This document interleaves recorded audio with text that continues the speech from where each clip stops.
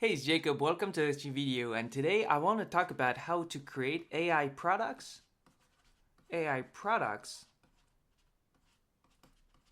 fast without wasting any time. Because most people are wasting too much time. I've seen that too much, right?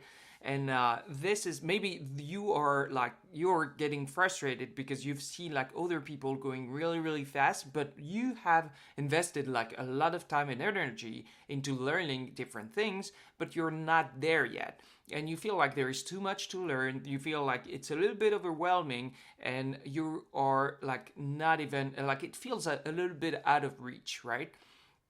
That is a common problem when learning about AI because there is just so many things you need to learn. Like, I mean, that's what people say, right? You need to learn about math, you need to learn about derivatives, about linear algebra, about like all those different things. The truth is, what you need to understand is this is one specific approach, and that's the academic approach. So let me circle that. This is the academic approach. And the academic approach, they are going to do that linearly, meaning that in order to build on what you have, you're going to move to the other step. You're going to move to the other step based on what you need to learn, basically, based on what you learn. So it's a linear approach. It's not something where it's not a practical one.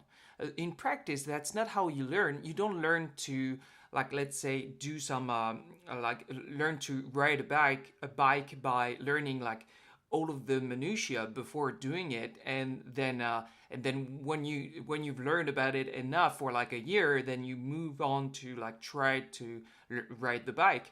You don't do that, right? In the real world, you try to ride the bike, and then from there you kind of adjust during you just like with time you learn to actually do it, like based on like what the errors that you're making, like based on trial and error. And so this is because this is the academic approach of like learning things like linearly and then moving forward to practice. Then that means it's this is not your fault that this is going to take time if you're going to learn in that way. So the point is here, what you need to what you actually need to move fast is not to know what to learn, but what you need to do instead is, let me clear that up, and you need to know what not to learn. What do you not need in order to move forward?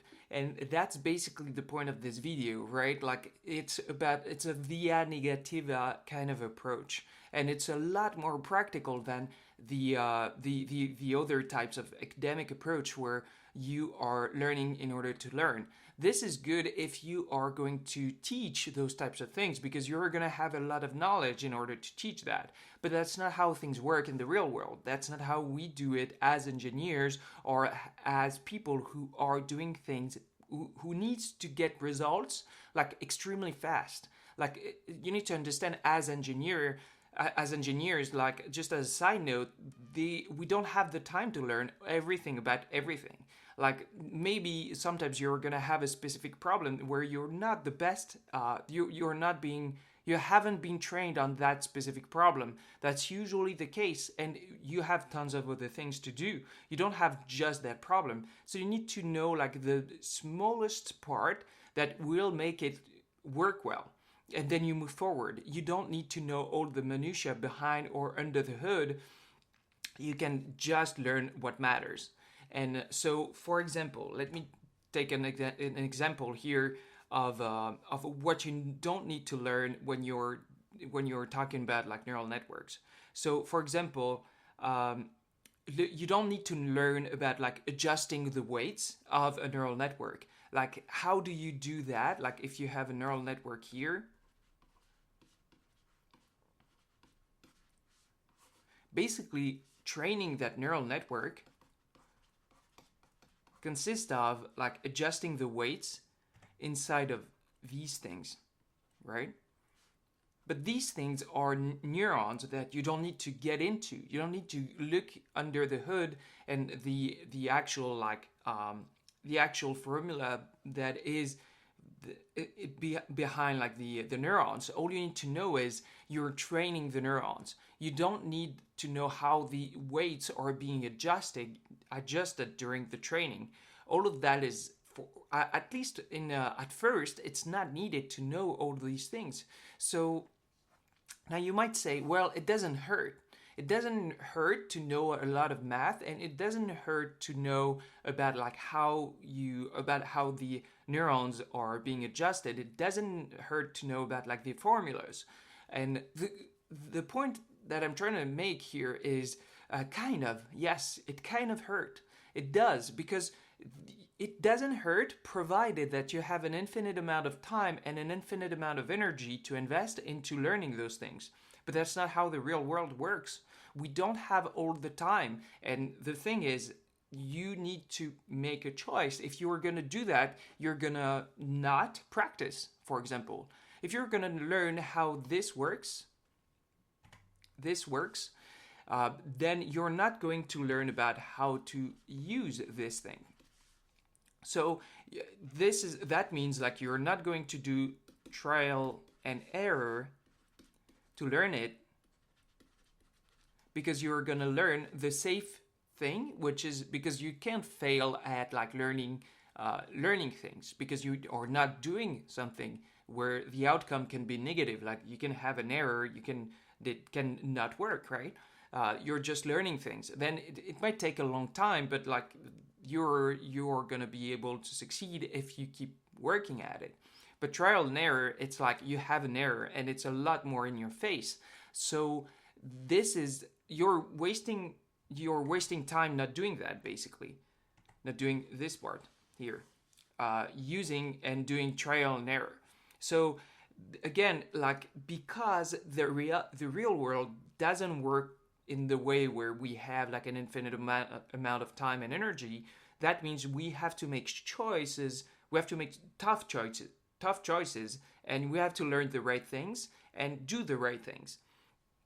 So what is the main point of the video? Let me clear that up, and let me give you something like a little bit more palpable and tangible to do when you're moving forward and learning, in order to learn faster. The thing is, you need to have the right order, right? It needs to be correct. You can learn about math, you can learn about all those things, all those formulas, all those linear algebra derivatives and all that, but first, you need to practice. You need to know how to use it. Can you actually know how to build a neural network, train it, and evaluate it? Those are the main steps, and those don't take time. And then the second is learn. Learn about the theory behind it, right? If you want to. Like, that's it. That is optional.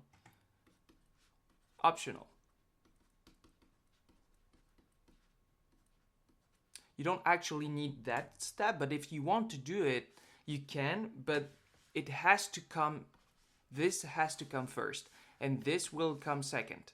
And if you do that, then you're going to make sure that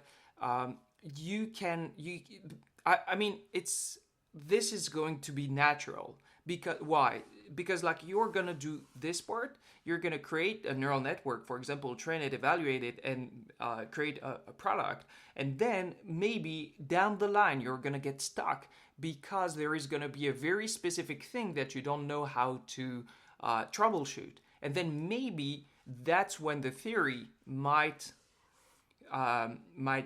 comes in handy, right? You might need to learn about a little bit of theory at this point, but that is anchored in an actual problem, and that makes it a lot easier for everybody to learn it, because it's like, oh, that actually solves that problem that I actually have in the real world. That's not some theory that I'm learning and I don't know the reason why I'm learning it.